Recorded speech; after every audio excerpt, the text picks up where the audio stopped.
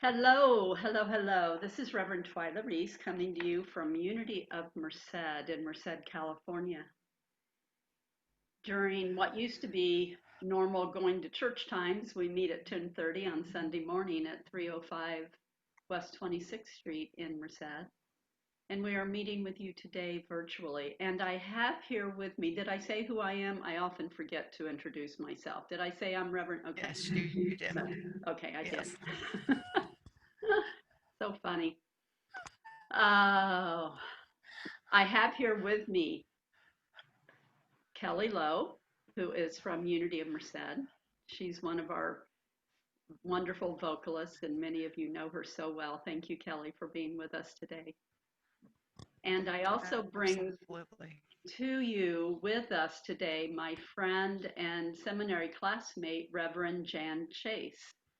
And Jan is the minister at Pomona Unity in Pomona, California, just south of us a few hours. Thank you, Jan, for being with us today. It's wonderful to be here. Thank you. Yes.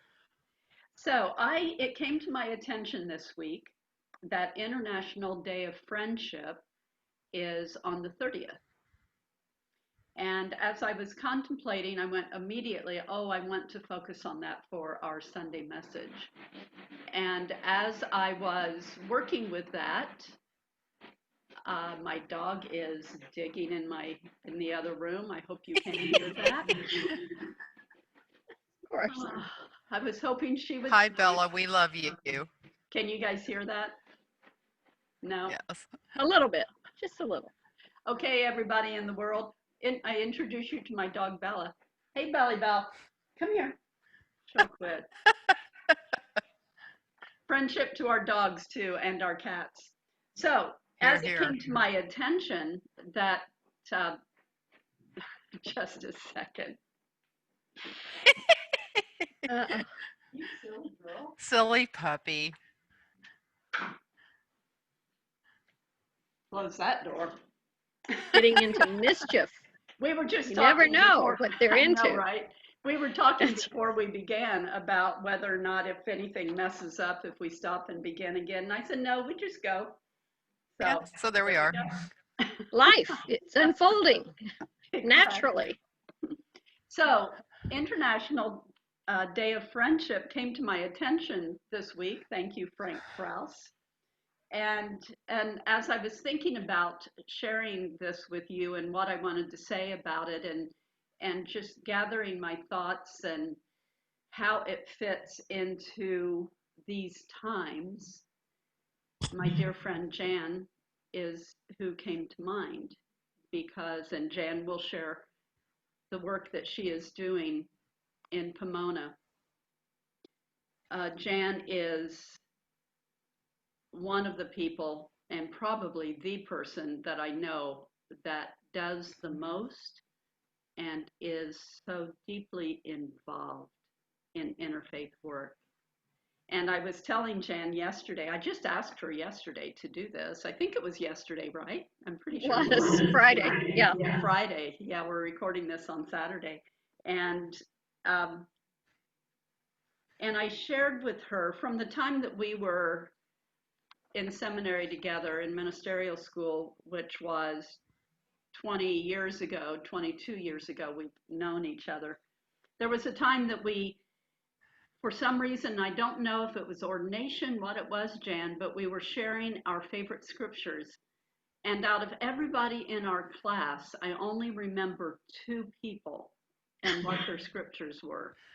Mine, my own, and Jan's. And I don't know why that imprinted on me, but it did. And I can't tell you the number of times that comes to my mind. It brings tears to my eyes. But it's from, see if I have it here. I know I have it here somewhere. It's from Joshua 24:15. And it begins with, now if you are unwilling to serve the Lord, choose this day who you will serve. Whether the gods of your ancestors served in the region beyond the river, or the gods of the Amorites in whose land you are living. And this is what I can still hear Jan saying. But as for me and my household, we will serve the Lord. Hear, hear. But as for me and my household, we will serve the Lord. And that is what I see Jan continually doing. And again, I'm just so grateful for you being with us here today. Thank you. So before we go any further, I would like Kelly to lead us in with Karen Drucker's I Am So Blessed.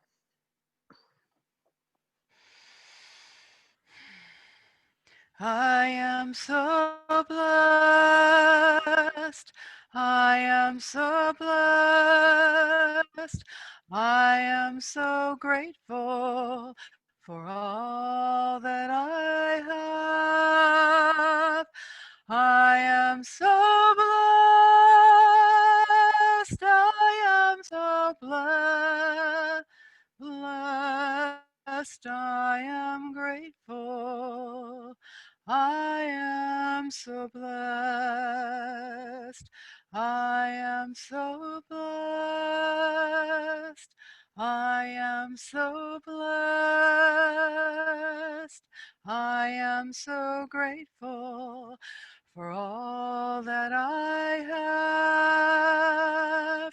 I am so blessed. I am so blessed. I am grateful. I am so blessed. I am so grateful. I am so blessed.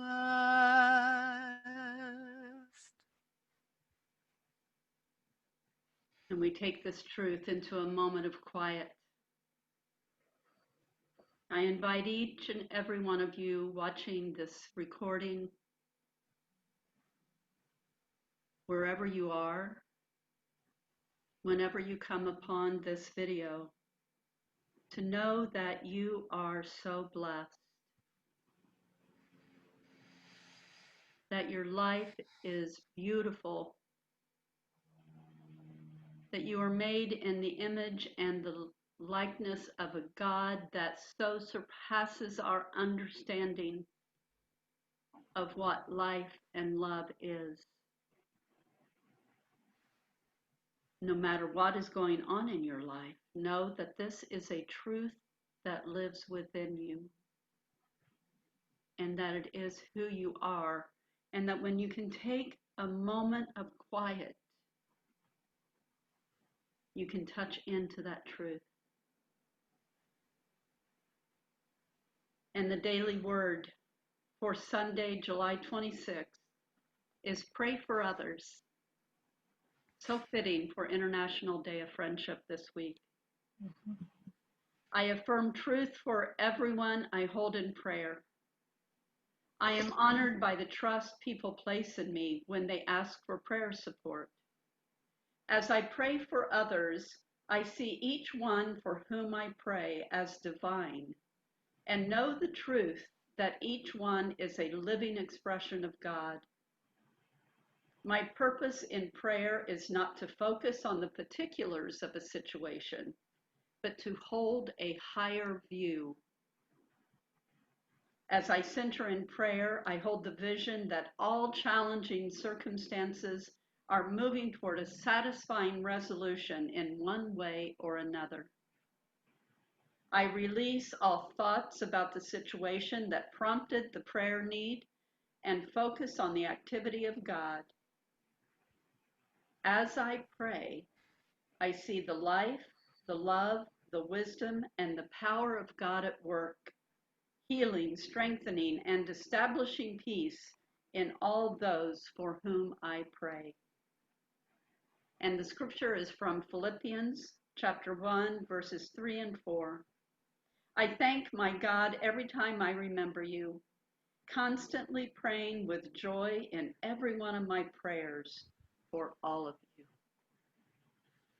Pray for others. I affirm truth for everyone I hold in prayer.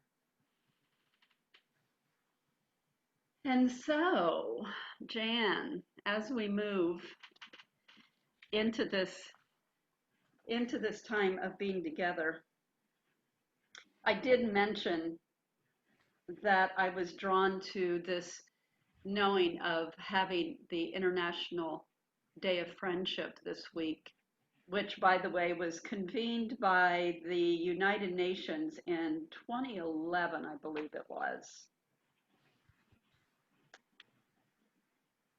It was convened, it was proclaimed with the idea that friendship between peoples, countries, cultures, and individuals can inspire peace efforts and build bridges between communities.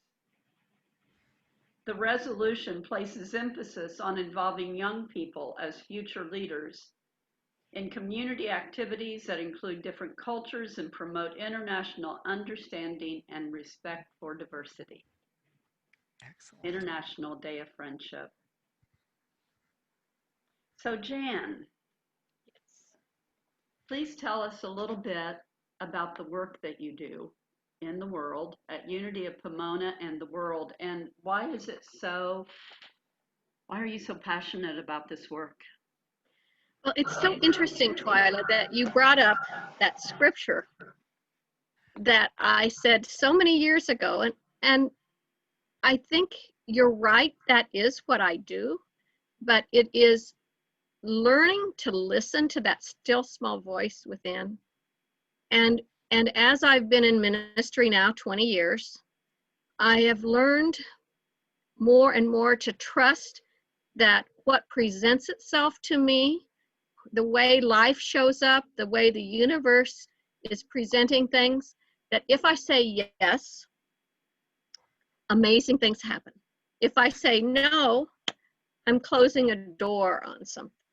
And so I like to say yes, because I never know the gift, the surprise that is behind each door. And so I am probably, most people would say, too involved. And yet, so many blessings have unfolded for me, for our community, out of that saying yes and bringing people together in all different kinds of ways. And it began, there's kind of like anything, a long history, but saying yes to the Department of Children and Family Services knocked on my door one day, my telephone actually, and asked if they could have community meetings in my church and if I would be involved. And so that was my first step out really into learning how to work with a larger community in my church. And I met amazing people, and there were some leaders. An African-American pastor in town ended up leading it, and he was amazing, Pastor Ivory Brown, and he does all kinds of work in our community. And I really learned from watching him how to organize and how to be with people and how to bring people together. And then, and we did that for a number of years. And then I got invited into different interfaith groups that were already existing. Some of them met at my church. And so I think I one time was involved in 7 different interfaith groups. And from LA to Claremont to Upland, we have a lot of towns kind of around us. And so I got to be friends with a lot of people in the interfaith community. And most of these were religious leaders, but some of them were not. Some of them were just ordinary people from different religious traditions that would come together to deepen their understanding of their interfaith brothers and sisters. And so the Unity and Diversity Conference or Council would meet at my church and at different places, different churches, different New Thought churches, different mosques, different temples, and at a group called Cao Dai. Cao Dai is kind of Vietnam's equivalent to Unity. And the head of Cao Dai faith in the Americas, especially in North America, live in our area and came to these meetings.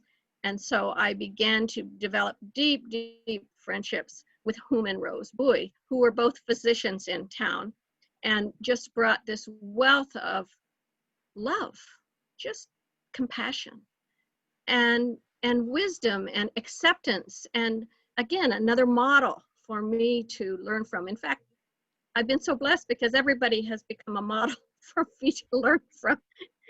So, yeah, so that, and then each group would do a different kind of being together.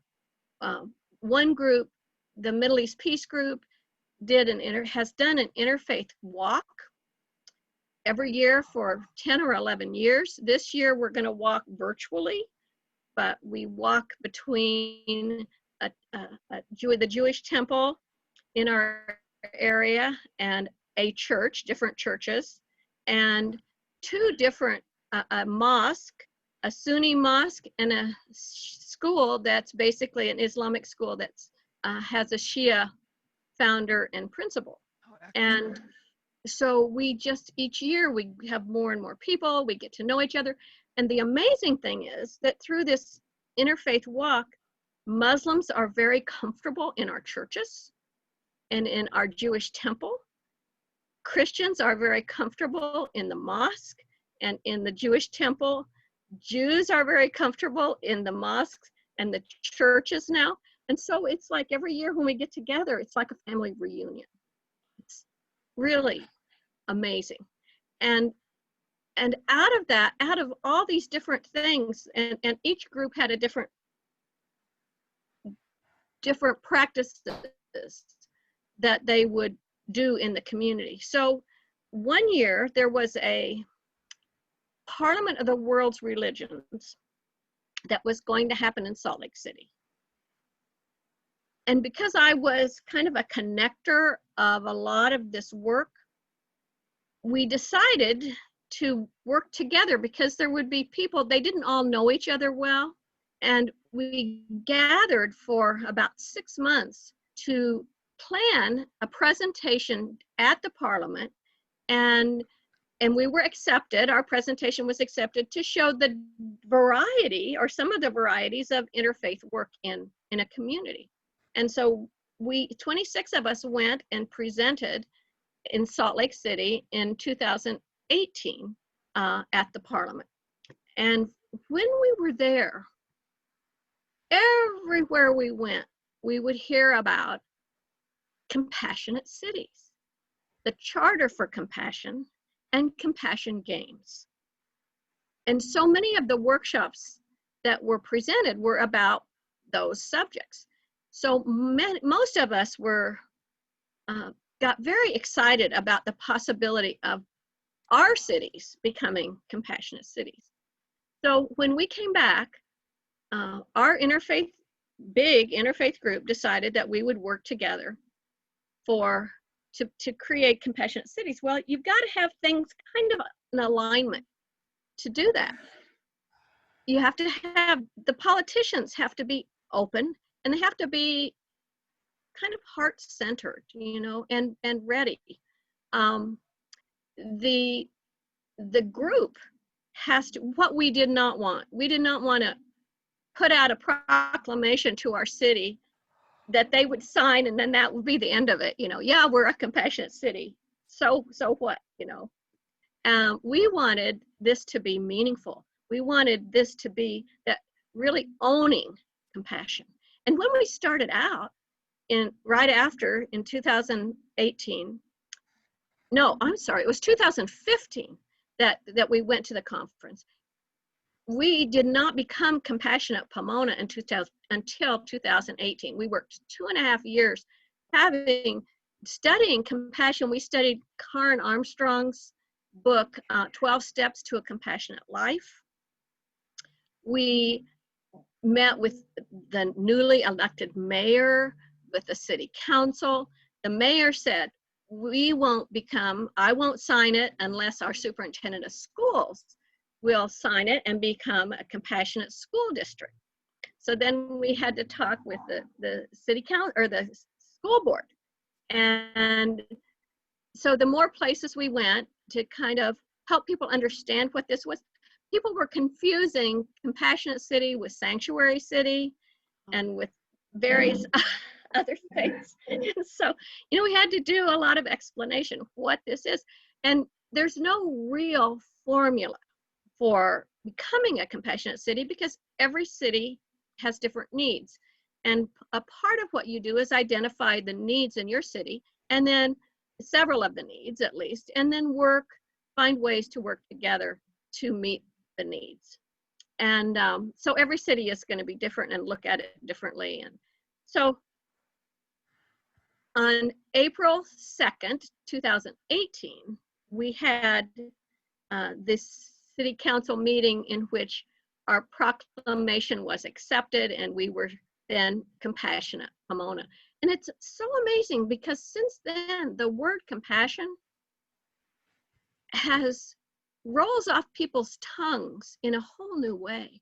We are proud that we are a compassionate city. Our mayor uses it all the time. We have a compassion fund now during COVID to help the undocumented pay for their needs that everybody can contribute into. It's, you know, in Unity, we're a lot about lifting and shifting consciousness to higher and higher. And this is what this is doing, this compassionate city work. So, yeah. You want me to just keep going, or do you want to ask me some questions, Twyla? Oh my gosh. So one of Jan and I decided, rather than her just doing a talk, that we would, you know, do an interview with her and have her just answer questions. I wish all of you were able to join in and ask questions. We would be here for hours, I'm sure. So one of the things we talked about yesterday, so I'm going to ask you two questions in one, I guess. So why is this particular work so important to you? And yesterday when we were speaking, you talked about unity is oneness. Yeah. That's our primary teaching, right? It is. So do you want to speak just a little bit about that? And then I have another question that I really want to ask. So for those of you who are watching and are Unity people, you may or may not know that Charles and Myrtle Fillmore went to the first Parliament of the World's Religions in 1893 in Chicago. And there they heard the unknown speaker, Vivekananda, who had just come from India, talk about how every religion is amazing and how we can learn from each other and how we don't have to compete with each other. There was so much wisdom that everybody just because when the meeting started, everybody was competing with each other. My religion is better. No, my religion is better. It was like, and he gets up and he's like, all the religions are better. They all have truth in them. And we don't have to fight about it, or, you know, we can learn from each other. And so it set into motion what I understand was Charles and Myrtle Fillmore's basic understanding of truth, that truth is everywhere. And the name Unity, that I think was in Thomas Shepard's book, Myrtle Fillmore, Mother of Unity, Charles was meditating and he just jumped up one day and he said, that's it, unity. We've taken from all the major religions of the world. We've taken truth. In fact, people think we've stolen from them, and indeed we have. So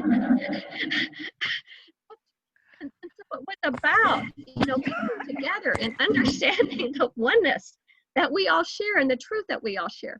And they read all this, you know, the Quran and scriptures from India, and they took it all in. They were seekers, as many of us are. They were seeking spiritual truth and trying to gain higher consciousness. And they did. But very many Unity churches have not put an emphasis on the interfaith aspect of unity, but that is a part of what my ministry is about. That's beautiful. Thank you. That's such fun information too. And you had another question. What was your other question? The second one. No, the one that I didn't answer. Yes. Tell us a little bit about friendships that you've made that have enriched your life. So, you know, when you do what you hear that still small voice of spirit telling you to do, just amazing things happen. It's like bypassing the ego in some ways and opening doors that you would never have opened on your own. So what happens is when our Compassionate Pomona meetings happen, I'm the convener. That's what I call myself. I collect the emails, I send out the notices, I make a rough agenda, but there are these miracles that unfold. We always start off with a check-in, and people's hearts just open. Sometimes it's about something that they're concerned about. This week it was about, and during COVID, we're meeting way more than once a month. We were meeting for the last 4 months. We've been meeting every week. Now we're meeting every 2 weeks. But we just had a meeting on Tuesday, and I asked the question, why do you love Pomona? And to hear the heartfelt responses, it takes you right into a heart-to-heart connection. Even though we're on Zoom, sometimes I think Zoom is even more intimate than meeting in person, because you can see faces and expressions. So what I do is I fall in love with the people that are on the call, and I see the work that they're doing. Many of them are we have people from the city, we have people from the school district.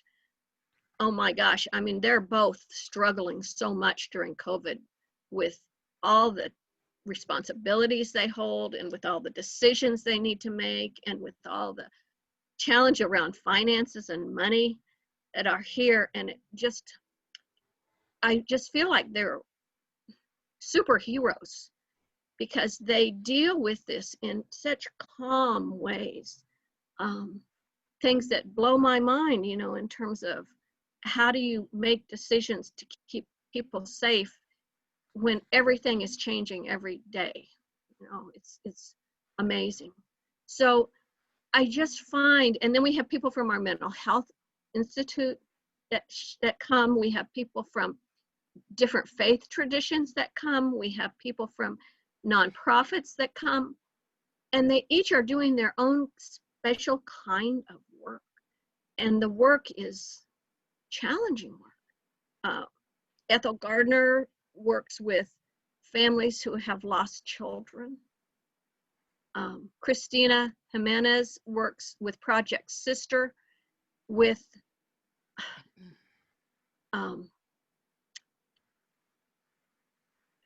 sex crimes, incest, rape.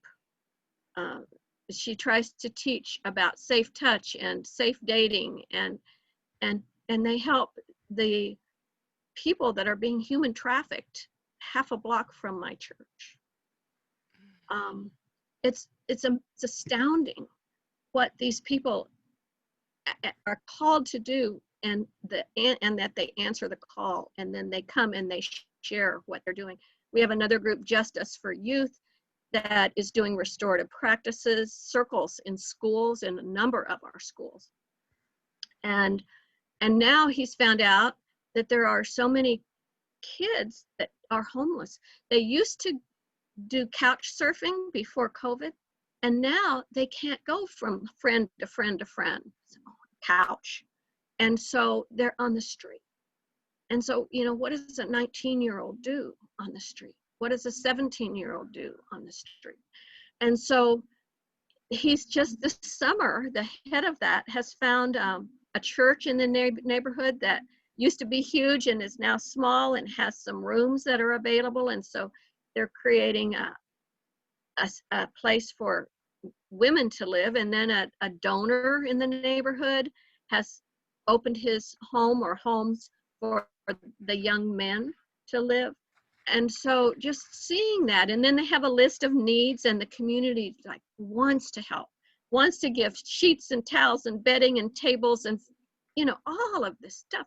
So it's like every meeting is looking at, especially during COVID, looking at the needs of a community and looking at the resources that people know about or have, and bringing those together in these profound ways so that it feels like miracles, just unfolding miracles. You hear stories of Jesus walking or Buddha walking, and that everywhere they step, there's a flower that grows up.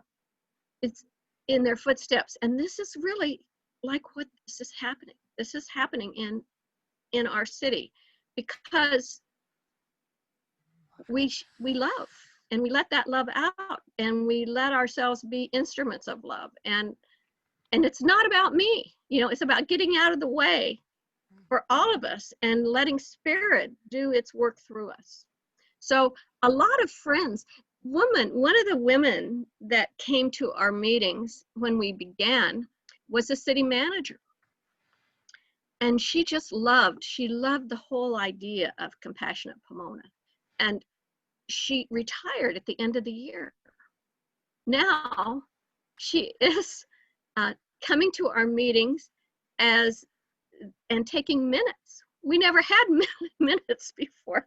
Now we have these very wonderful minutes, of what really went on and what needs to go on next. And so we're able to really track what we're doing much better.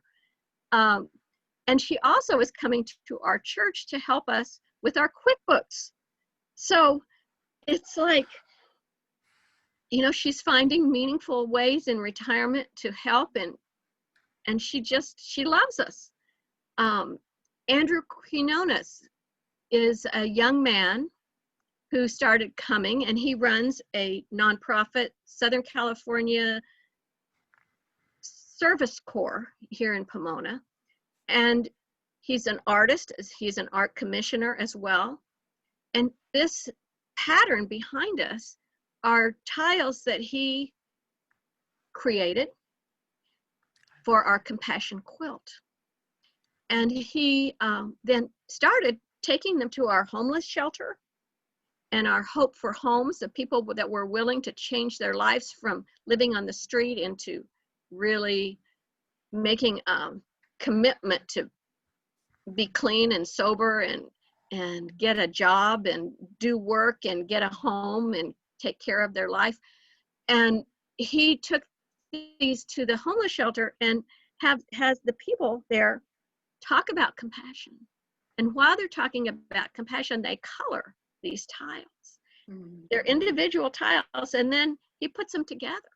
And we're hoping that, we've probably got 1,000, I would guess, tiles, because they've been taken to schools, they've been taken to churches and faith centers, they've been taken to throughout the community and to nonprofits and all over. And so it's that's Andrew's project.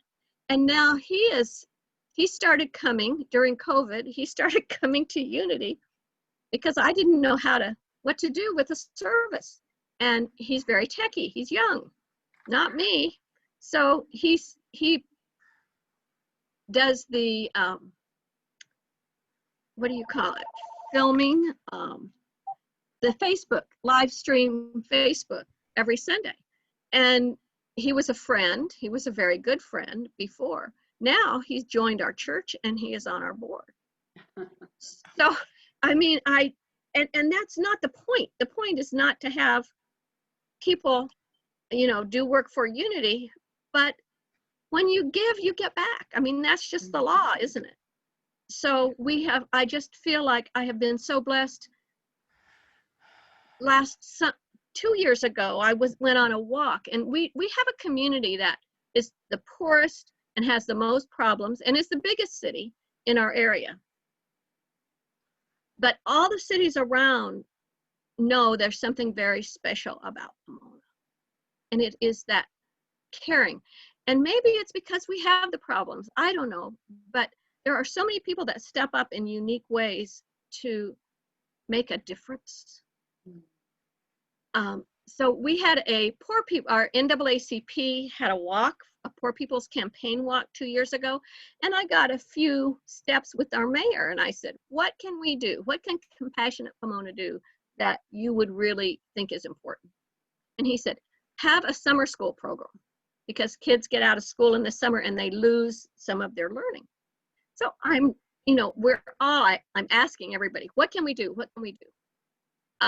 And it was months and months and months, and we didn't know, and I didn't want to disappoint him. And then one of our wonderful members, who is a school board member and has longtime school board member, said, she brought a woman to our meeting. Roberta Perlman is a school board member, and she brought Lorraine Canales, who's a guidance counselor at one of the high schools. Lorraine had been running a summer program every year for local youth and kids from China. And so she asked us if we would do a course on compassion.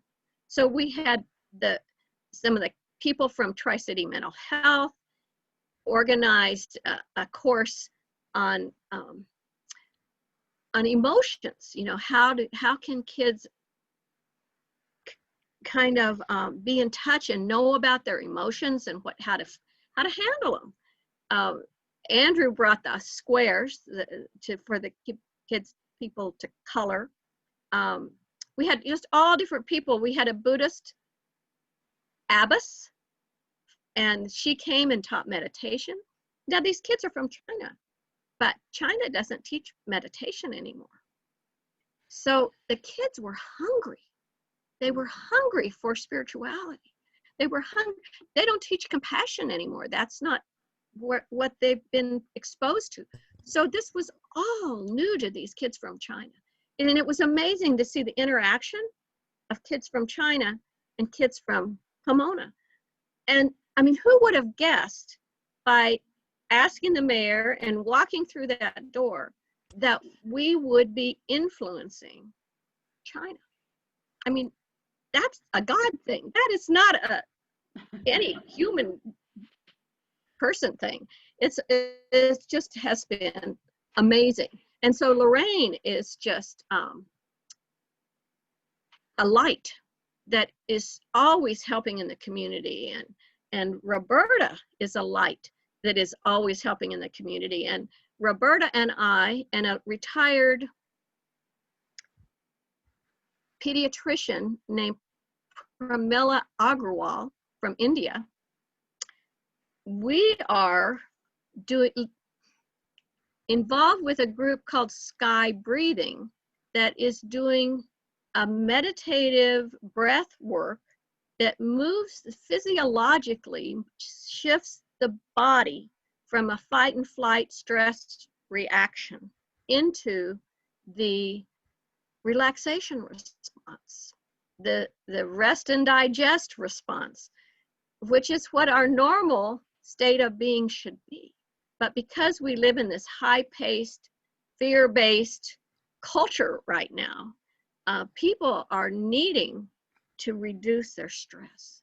And so we have been training. It's in our school system. And it's now the parents are being trained. Now our leadership is being trained. Our mayor was in a course just this week.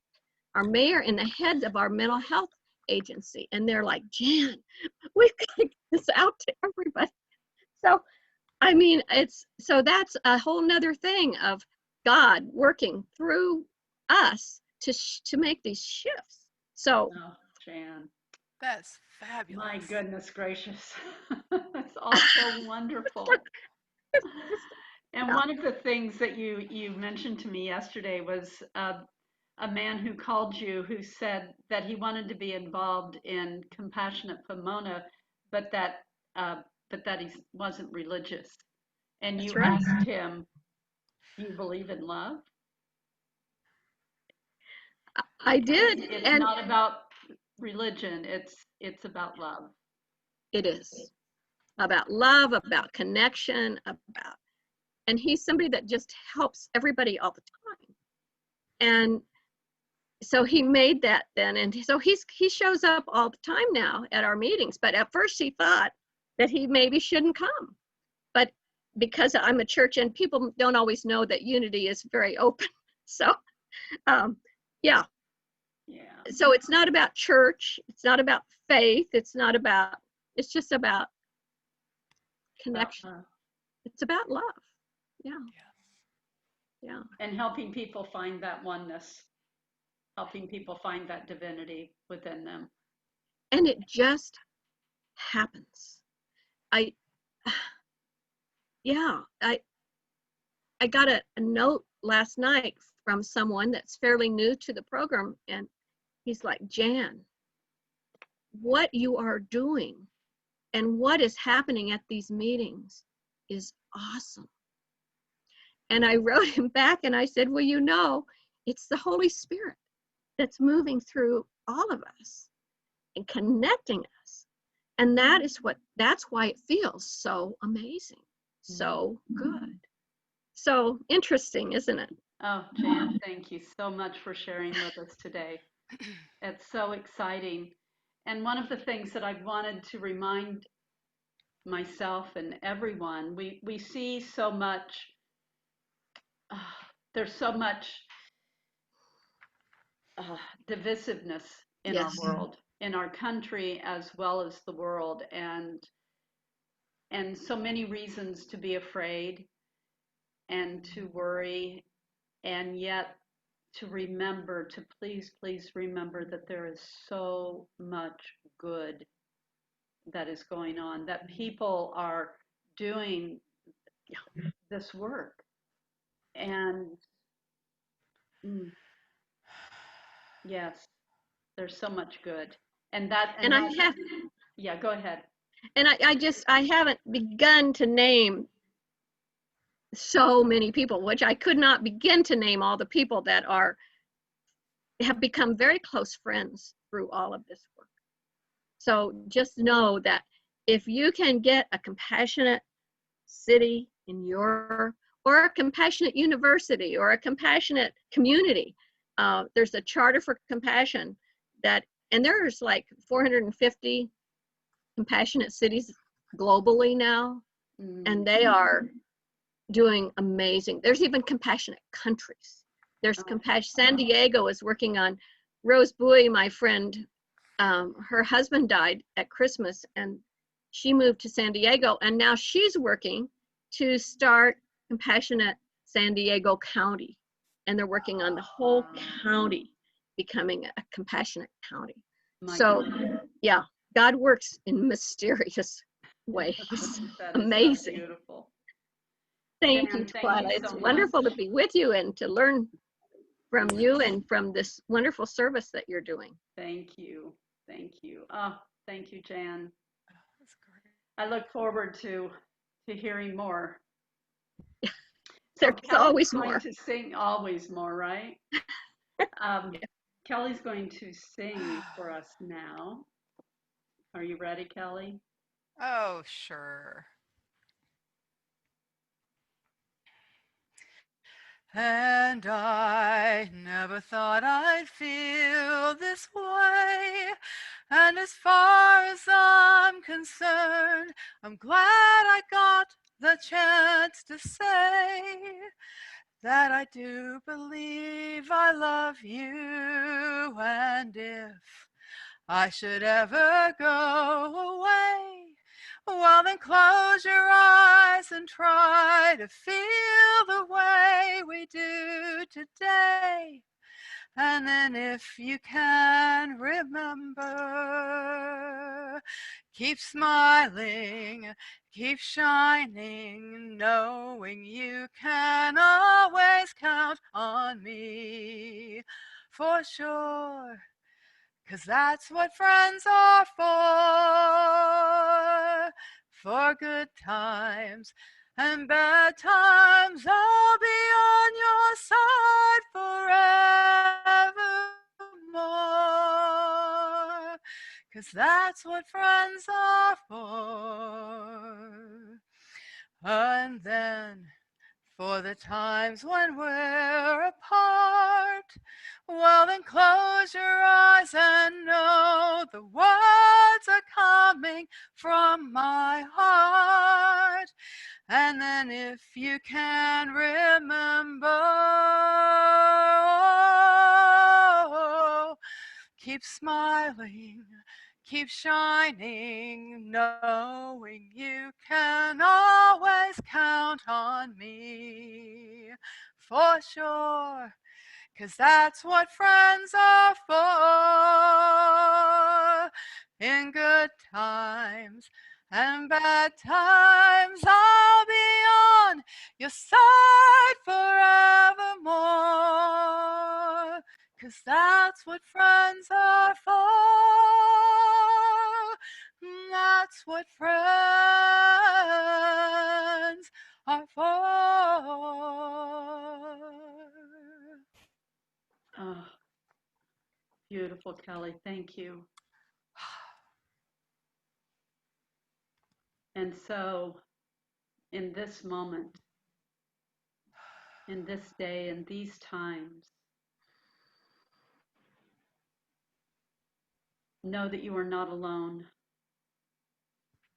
If you feel that you are alone, connect.